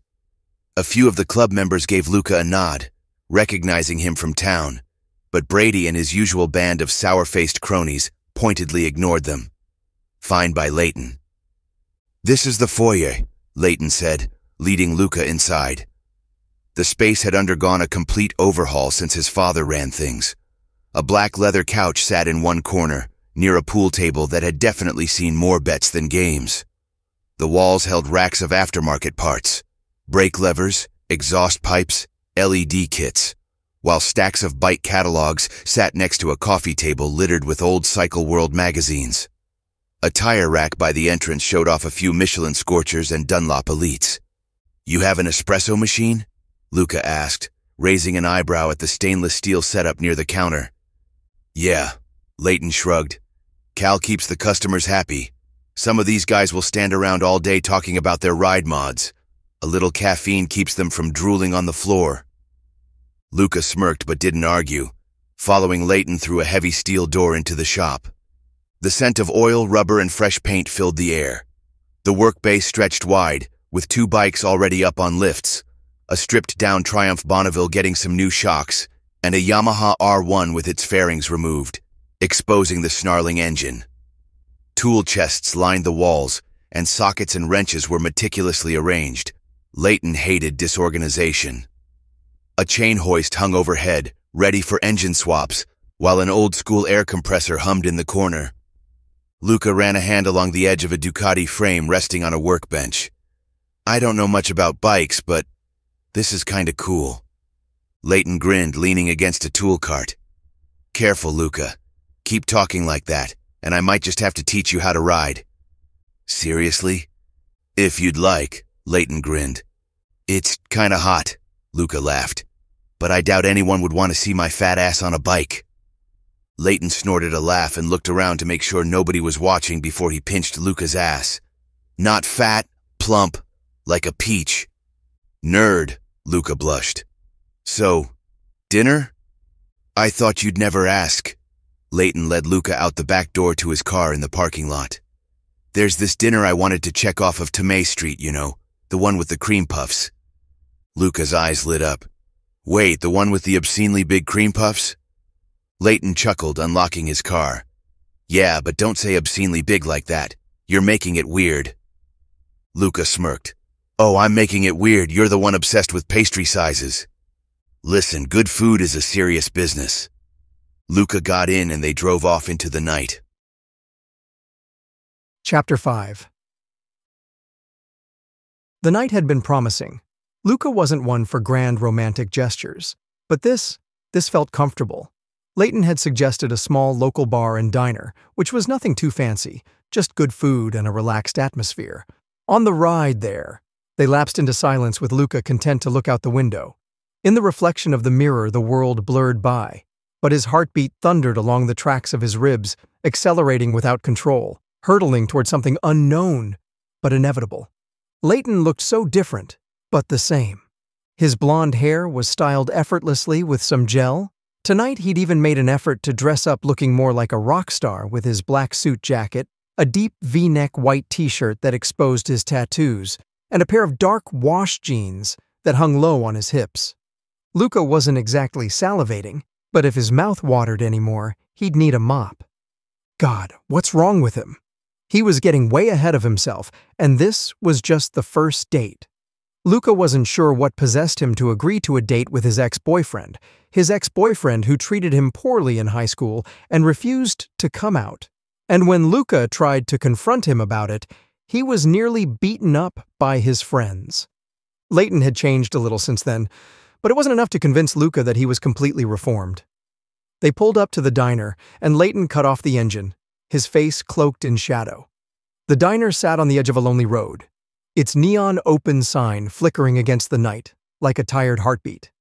The weathered brick exterior bore years of wind and dust, and the windows glowed a warm amber, promising comfort inside. As they stepped through the creaking door, the scent of grease and coffee wrapped around them. Vinyl booths lined the walls, their edges cracked with age, while a long counter held a few weary patrons nursing drinks. A jukebox hummed low in the corner, causing Luca's mouth to tick up. They didn't speak as they got a booth, both of them lost in their thoughts. "What can I get you?" a tired waitress asked. Her body slumped as she looked like she was 10 seconds away from dropping dead on her feet. "Ah, do you have those little cream puffs?" Layton was asking, but a loud raucous in the kitchen cut him off. "I quit!" The cook, a burly man with grease-stained hands, stomped past them, yanking off his apron and tossing it onto the counter. "Good luck running this place without me." "You sack of—" a woman shrieked after him. "How dare you do this to me, Angus? After everything I've done for you. This place would be nothing without my cream puffs," the cook hissed. "The customers come here for my cooking, not your sad excuse for a menu." Angus shot back, waving his apron like a battle flag. "You arrogant hack," the woman spat. "Your famous chili tastes like dishwater." "Oh yeah? Well, your coffee could strip paint off a truck." "Go to hell." "You first." Angus yanked open cabinets, shoving pots and pans into a battered duffel bag with furious clanks. "Good luck running this dump without me," he barked, slamming the drawer shut. "Don't let the door hit you on the way out," the woman snapped. The door slammed shut behind him, leaving the only waitress, a frazzled woman in her 40s, gaping at the empty kitchen. "You have got to be kidding me," she muttered under her breath, rubbing at her temples. Luca and Layton stared at each other in shock, along with the other patrons in the diner. Geez, was this New Hampshire or a back alley brawl in the Bronx? "Well, there goes our cream puffs," Layton muttered, and Luca snickered. "Shh," Luca hushed him, laughing. "Should we go?" "I think so," Layton said, his mouth curving into a smile. "I know another place down the street." "I can't believe he just quit like that," the woman with the frazzled red hair said. "After all these years?" "He's a bastard, Linda," the waitress said, patting her arm. "We've been pulling 24-hour shifts just to make him happy, but he was always going to leave." "What do I do? My business is over." Linda buried her face in her hands and began to cry. People started getting up and leaving, realizing that they weren't going to get their meal tonight. Something in Luca's gut twisted, and he stood, walking over to them. "Hey," Luca said, trying to flash them his most reassuring smile. "I can cook." The woman, Linda, looked startled. You can?" "Yeah," Luca laughed. "I own a restaurant not far from here in Willowdale. What do you need me to do?" Can you cook the dinner menu? The cream puffs? I have people waiting." She fumbled with her words, her excitement mounting. "I'm Linda, by the way. This is Amy." "Luca?" He held out his hand for her to shake. "Just back there?" He pointed to the kitchen and she nodded, but before he could go, he felt Layton tug on his wrist. "What are you doing?" he whispered to Luca. "Helping," Luca replied, smiling up at him. "Come on, it'll be fun." "Fun?" Layton repeated. "I thought, aren't we on a date?" "Who says helping can't be fun on a date?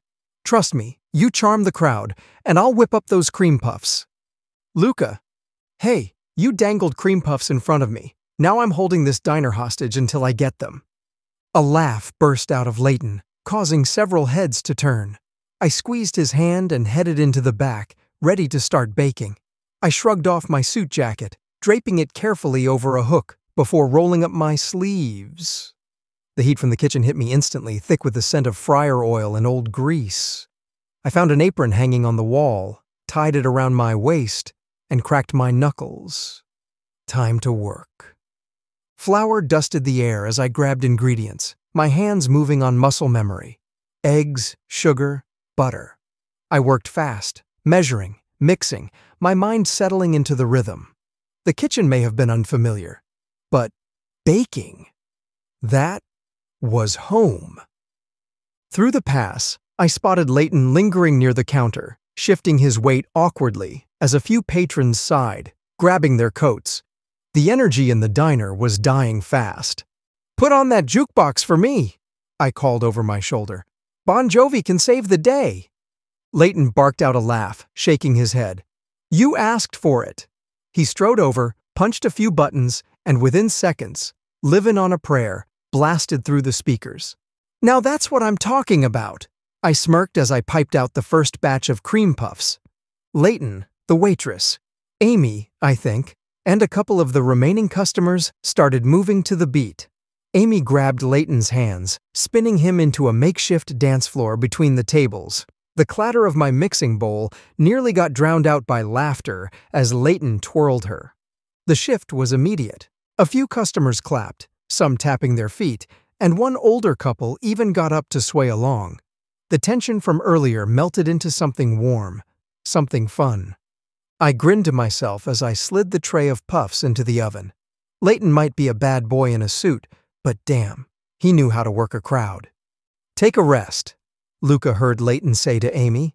Then Layton grabbed an apron, looping it over his neck with a cheeky wink. "Guess I'm your waiter tonight. What can I get ya?" he asked at a table. And just like that, he was in it too, running between tables, jotting down orders with barely legible scribbles, somehow making everyone laugh as he did it. Luca found himself smiling despite himself.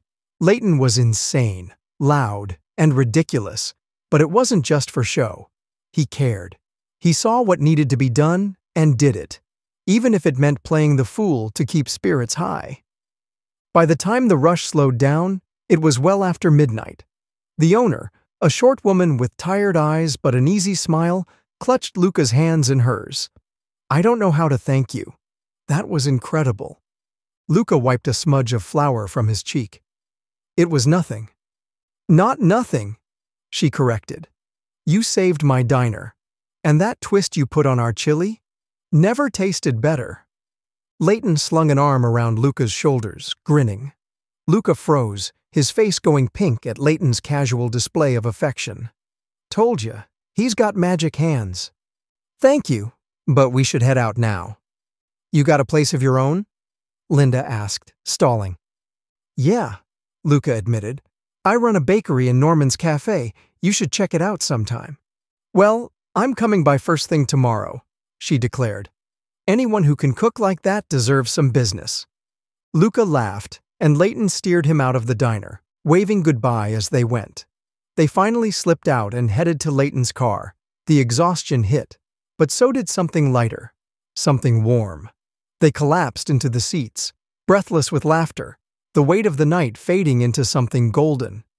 "You're crazy," Layton huffed. "I'm never taking you to these rundown diners ever again because you'll end up running it." Luca chewed on his bottom lip. "It was nothing, seriously. If that ever happened to me, I just hope someone would be kind enough to offer their services." Layton tilted his head toward him, grinning. "Not exactly how you thought tonight was gonna go, huh?" Luca exhaled a short laugh. "Not even close. But it was fun," Layton pressed. "Admit it." Luca rolled his eyes, but a smirk tugged at his lips. "Yeah, it was." "You're a good guy, Luca." Luca hesitated. He didn't trust easily, didn't let people in. But tonight? Tonight, he let himself believe, for just a second, that maybe he could. "Yeah," he murmured. "Maybe." "That's the closest I've ever come to doing something good for someone else," Layton confessed, staring off into the distance. "What do you mean?" Layton shrugged. "You know what my father was like. He never taught me how to be good or what it meant to be kind. I learned most of that from you, from our time together." "Yeah," Luca shifted toward him. "I always wondered why you wanted to date me, to begin with.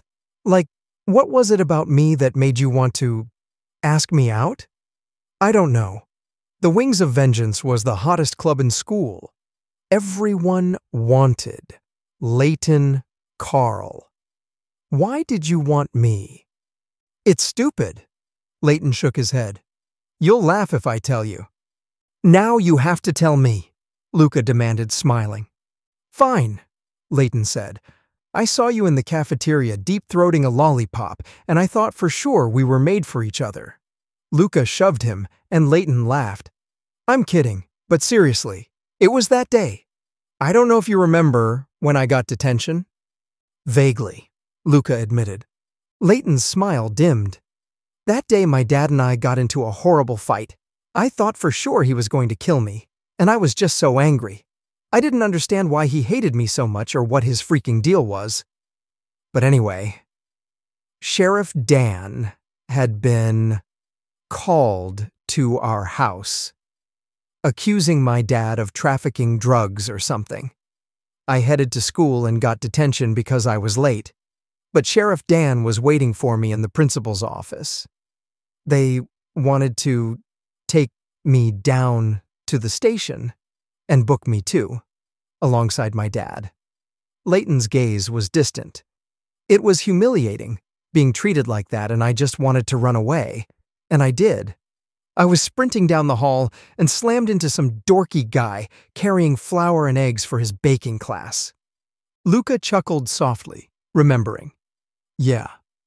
You were pissed. I could see it in your face, but all you did was shrug and smile, and I helped you clean up the mess.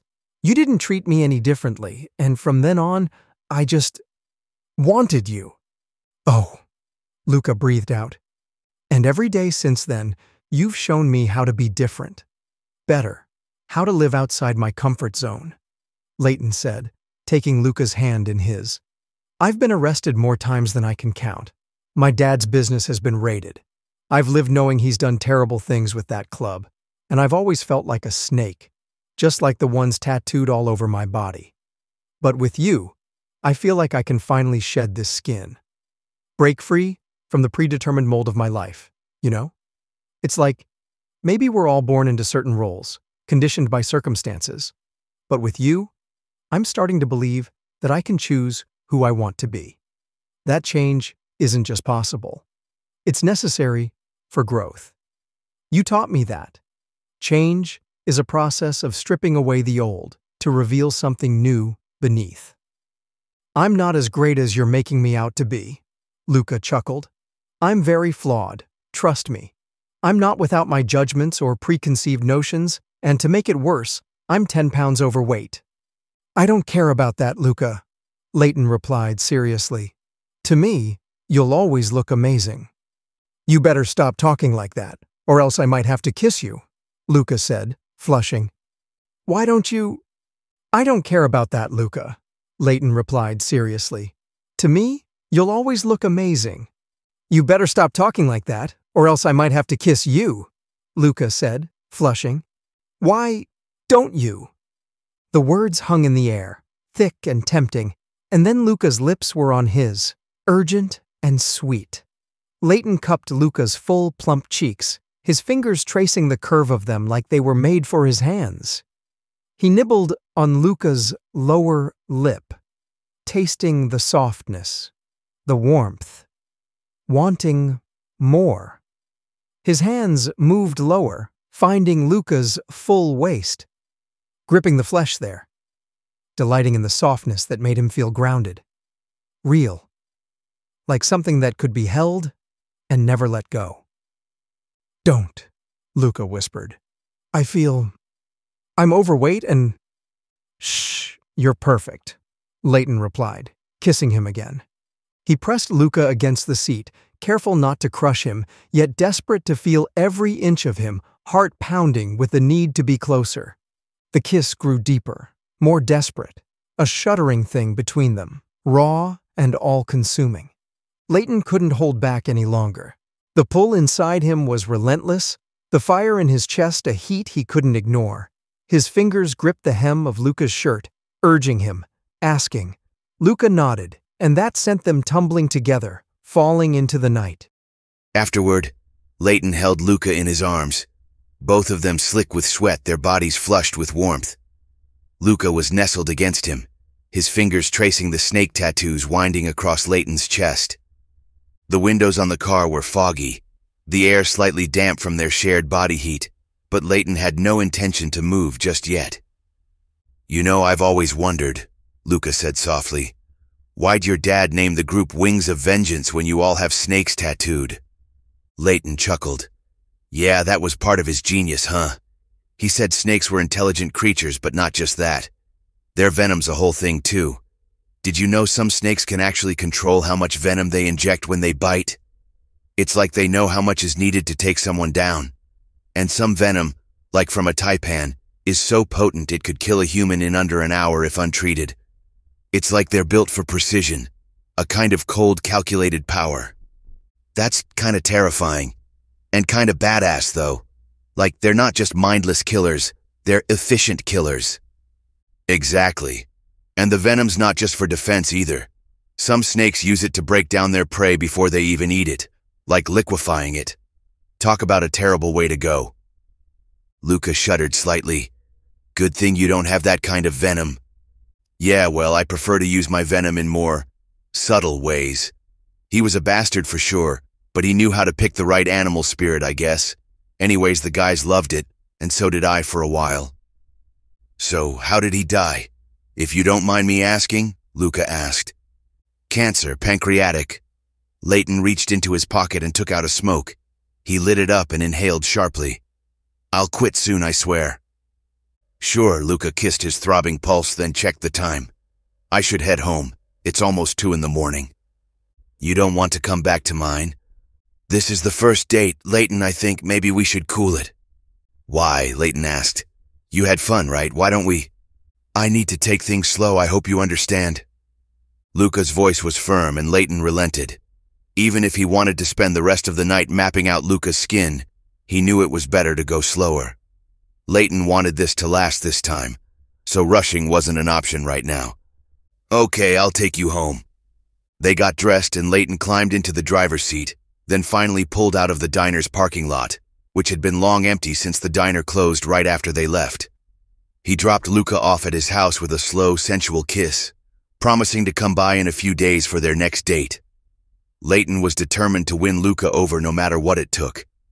As he drove back toward the shop, something felt off. The lights were on. Frowning, Layton parked and stepped out, the uneasy feeling growing stronger. He walked inside, and his heart skipped when he saw Brady, Cal, and a few others waiting for him. How did they get in? Alarm bells rang in Layton's head when he noticed Brady was holding a crowbar. Have a nice date? Brady smiled wickedly. Layton's insides chilled to the bone. What the hell are you doing? Nothing, Brady shrugged, swaying a little. Imagine my surprise when I heard from Cal that not only were we not expanding, but you were spending a lovely date night with your fairy boyfriend. The words made rage spark across Layton's vision. It was so much like his father. Get the hell out of here. All of you are fired. You can't afford to run this place without us? Brady slurred, a dark grin stretching across his face. No, what's going to happen now is we're going back to the way things were. Your father knew how to run things. He understood how things should be, the natural order of things. My father was a criminal, Layton shot back, his voice rising. And I will not allow you to turn my bar into a drug den. This bar belongs to all of us. We are the wings of vengeance, Brady sneered. You think by clearing out all the illegal activity we aren't the same club? In the eyes of everyone, we are the same. You're just like us, Layton, and no amount of playing house with your fairy friend will stop you. You son of a... Before Layton could finish, Brady swung the crowbar toward him. Layton barely dodged, the crowbar slashing past his face. He lunged, grabbing Brady's arm, yanking him off balance. Brady grinned, swinging the crowbar again. Layton blocked with his forearm, pain flaring as the metal hit his bone. Damn you! Layton roared. He tackled Brady, slamming him into the wall. The crowbar fell. Brady twisted, trying to get free, but Layton's fists were faster. He pounded Brady's face, feeling blood on his knuckles. Dean charged, but Layton kicked him in the chest, knocking him back. He didn't have time to think, just to react. Another swing came at him. Layton caught Brady's wrist. Crack! His left wrist snapped, pain shooting up his arm. He barely held on. Brady screamed, the sound raw and vicious. For a moment, everything froze. Layton shoved him hard, sending him stumbling backward. Brady's eyes flashed with fury. Clutching his broken wrist, he turned. The bikes. Custom-made. Expensive. Perfect.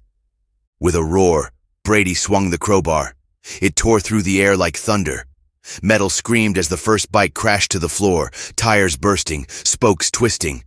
A second blow shattered the frame, the sound sharp and ugly. Layton's staff stood frozen, eyes wide, mouths open. The destruction was brutal, relentless. Brady moved like a man possessed, swinging the crowbar with wild abandon, destroying thousands of dollars worth of inventory. All the blood rushed to Layton's head. The bikes, his pride, it all fell apart beneath him. Brady laughed, a cruel guttural sound as he smashed a final bike, the crowbar digging into the frame. "You—" Layton couldn't speak, he couldn't form words. "The last one's for your lying to us about your fairy friend," Brady mocked viciously. "Following you had been a mistake. Kendrell is probably rolling in his grave." Brady tossed the crowbar to the floor, clutching his wrists. "Let's go." Cal looked at Layton, eyes full of doubt. One by one, the others started walking out. Layton stood tall despite the pain throbbing. It was over. His auto shop was finished. Chapter 6. Luca frowned as police and fire trucks were outside of the auto shop when Cassandra and he arrived at the cafe the next morning. "What's going on?" Cassandra shrugged. "Your guess is as good as mine." Luca set all of his stuff on the table, then crossed the street, his heart hammering when he looked around and saw the shop had been mostly trashed. What the hell? Sheriff Dan was taking statements from a few of the witnesses there. The sight of the shop nearly destroyed made his stomach twist. The windows were cracked, furniture overturned, and bikes lay in ruins. Sheriff Dan was speaking to a few witnesses, taking down statements, but Luca barely noticed. His eyes scanned the wreckage until they landed on Layton. Layton sat on the floor, his wrist bruised, his head in his hands, clutching his forehead. His shoulders were tense, every breath shaky. He looked broken, defeated. Luca's heart sank, and he rushed toward him, desperate to help. "Are you okay? What happened?" He moved to touch Layton's hands, who surprisingly didn't flinch away but held on tighter, threading their fingers. "Brady," Layton rasped. There was a cut from his brow down to his jaw. "He trashed the place. Don't worry, the police are on high alert. He can't touch you." "What about you?" Luca asked. "I'm fine. A little banged up, but I'm okay." "Layton Carl?" Sheriff Dan clipped. "Why don't we get your statement again? I'm finding some discrepancies here, boy." Layton frowned, and so did Luca. "What do you mean?" Dan flipped open his notepad. "I've got several eyewitnesses saying you provoked them first after coming back from your little date." Layton's jaw tightened. "That's a lie." "Maybe, maybe not," Dan said lazily. "But here's the kicker. Those same fine folks filed a complaint with the labor board. Unsafe working conditions, they say. Until the case is closed, this shop is officially shut down. Gotta check for drugs, too. Who knows what we'll find." Luca's stomach dropped. "You can't do that," he hissed. Dan turned to him, smirking. "Weren't you all gun-ho before when you called the cops on this delinquent?" Luca flushed. "That was before—" Yeah, save it." Dan's grin widened.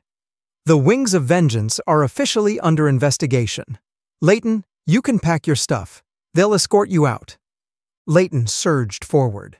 "You can't do that. I live upstairs. This is my home." Dan's smile turned razor-sharp. "You're living upstairs?" He let out a low chuckle. "Ain't that a kicker? This ain't zoned for residential living. You're in violation of zoning laws, boy. You're out." Luca was so shocked, he stood there staring off into space for several minutes while the police ransacked the place. "Come on, let's go," Layton muttered. "I need to pack my stuff upstairs." "Sure." Luca nodded dumbly, guilt raking through him. Was this his fault for getting Sheriff Dan involved? How could he do something so stupid? His stomach knotted when he saw all of Layton's stuff piled together on the floor upstairs. The bedroom was barely a room at all, just a mattress on the ground, clothes and dirty laundry stuffed in corners. Luca's heart clenched. Layton had been living here. He always thought Layton looked a little disheveled, chalking it up to a bad boy thing. But this? This wasn't a choice. Layton was homeless, making do with what he had at the front of his shop. Luca swallowed the lump in his throat and helped him pack in silence. When Layton asked him to grab some paperwork from the office, he went without question, until his fingers brushed over a thick folder. He flipped it open. Blueprints, zoning bylaws, business filings. Luca's blood ran cold. The documents weren't just about any business. They were about his restaurant. His fingers trembled as he flipped through the pages. Legal paperwork outlining expansions, ownership adjustments, things that would put his restaurant under Layton's control. What the hell is this? Was Layton planning this the whole time? Were the dates, the touches, the way he'd looked at him, all just a game? Some sick joke to get his hands on the restaurant? Luca wanted to bolt. His pulse thundered, betrayal thick in his veins. But no. He forced himself to breathe, to think. Would Layton really go that far? Would he hold Luca the way he had? Kiss him like he meant it? Just to pull some con? The doubt wavered, but the evidence was right in front of him. "Hey!" Layton's voice came from the doorway, low and rough. "You find it?" Luca turned, gripping the papers so tight they crumpled. His stomach twisted. "What is this?" Layton frowned. "What?" His gaze dropped to the documents in Luca's hands. A muscle in his jaw twitched. "It's not what you think." "Not what I think?" Luca let out a sharp, humorless laugh. "So you weren't planning to take my restaurant? Weren't planning to screw me over after—" His voice broke. He clenched his teeth and forced himself to keep going. "After everything." Layton exhaled sharply, dragging a hand down his face. "Damn it, Luca. That's not what this is." "Then what the hell is it?" Luca shot back, voice raw. "Because it looks a lot like you plan to take me to bed, then take my business?" "Stop!" Layton snapped, stepping closer. His eyes burned, not just with frustration, but with hurt. "I was trying to help you. The expansion, the permits, the legal stuff. I was making sure no one could screw you over." "It's true my business needed to expand, but this was before we ever started talking again. This was when I was trying to convince John to sell." Luca's breath caught. His mind spun. But the anger was still there, warring with confusion. "You expect me to believe that?" Layton held his gaze. "Yeah," he said. "Because it's the truth." "I don't believe you." "Well, what else is true?" Layton barked out. "You never did believe no matter how much I try to tell you the truth." Luca swallowed down his hurt, gripping the papers so hard until his knuckles were white. "I thought you wanted something else, something different. I guess I was wrong." "Yeah, I guess you were." Luca spun on his heels and left, not looking back as he stormed out of the auto shop. His vision blurred with furious tears, but he kept walking. All of this was a mistake. He should have left Layton Carl in the past, where he belonged. "Shh. Don't cry, please," Cassandra said, hugging Luca tight. "He's an asshole." Luca sobbed. "I thought he was different. I thought—" "Did you find out why the guys turned on him and attacked him?" Cassandra asked gently, wiping away his tears. Luca shook his head. "Aw, my Luca Puca," Cassandra sighed. "Why don't you just talk to him? If he said this isn't what it seems, then maybe he's right. Aside from that, you don't have the best track record of not jumping to conclusions." "He had expansion plans, Cassandra," Luca pushed. "Plans to expand this cafe and add an additional shop. I didn't know what to think. It just looks like he wants to take over." "Expansion plans?" Cassandra asked. "Let me see." Cassandra flipped through the papers, her brows furrowing. Luca sat there, hands clenched in his lap, chest still heaving from crying. "Luca," she murmured, eyes scanning the pages faster. "Did you actually read these?" "What do you mean?" Luca sniffled, rubbing at his eyes. Cassandra laid the documents flat on the cafe table. "The expansion isn't for him. It's for you. Look here." She tapped at a section. He was adding a small space, probably for his own work. But everything else? It's for your restaurant. He wasn't taking anything from you, Luca. He was trying to make it better. Luca's stomach twisted. He snatched the pages, eyes darting over the words. The more he read, the worse he felt. Oh, God. Layton wasn't taking over. He was building with him. Luca felt like a complete jackass. He was thinking about himself when Layton had just lost everything. Layton was right. He never believed him when he was telling the truth. A sharp breath tore through him. Damn it! Luca shot to his feet so fast that his chair scraped against the floor. Crap! Crap! Crap! Luca! But he was already bolting, heart hammering in his chest. The panic was suffocating. He had to fix this. He had to find Layton now. He barely made it out the cafe doors before Luca smacked straight into a solid wall of muscle. His head snapped back, vision spinning, and strong hands grabbed his arms before he could stumble. Well, well, a familiar voice sneered. Where do you think you're running off to? Luca's stomach dropped. Brady. What the hell do you want? Luca said, his nostrils flaring. It's your fault Layton turned out the way that he was. Brady snarled. He was never like this until he met you. I remember you in high school, how you followed him around like some damn creep, infecting him. He was running the shop just fine until you showed up. Keep telling yourself that. Luca clipped. All you guys did was mooch off of him. Wings of vengeance? What a joke.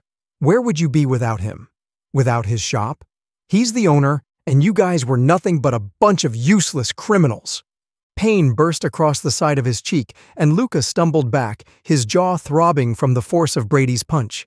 The metallic taste of blood filled his mouth, but he didn't fall. Brady smirked. Come on, fat fairy, that all you got? Luca wiped the blood from his lip, heart pounding. Screw you! Brady lunged again, but this time, Luca was ready. He ducked under the swing, driving his fist into Brady's gut. The bigger man grunted, stumbling back a step. Luca followed up with another punch, this one cracking across Brady's cheek. You little...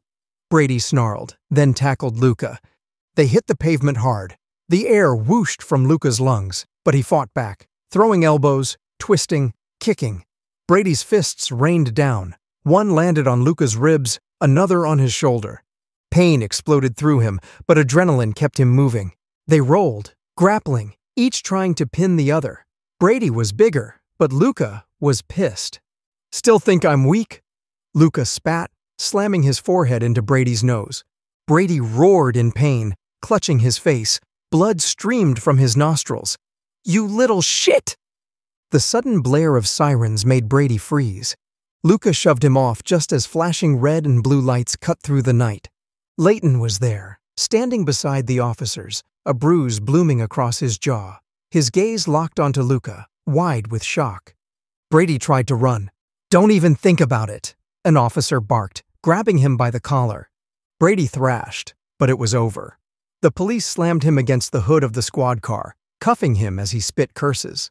Luca stood there, chest heaving, fists still clenched, and then he saw Layton. Really saw him. Layton! Without thinking, Luca ran. Layton barely had time to react before Luca crashed into him, arms wrapping tight around his waist. I'm sorry, Luca gasped against his shoulder. I'm so sorry. I was stupid. I should have trusted you. I didn't mean... Layton's arms came around him, strong, grounding. I know. Luca pulled back just enough to look at him, eyes shining. I thought I lost you.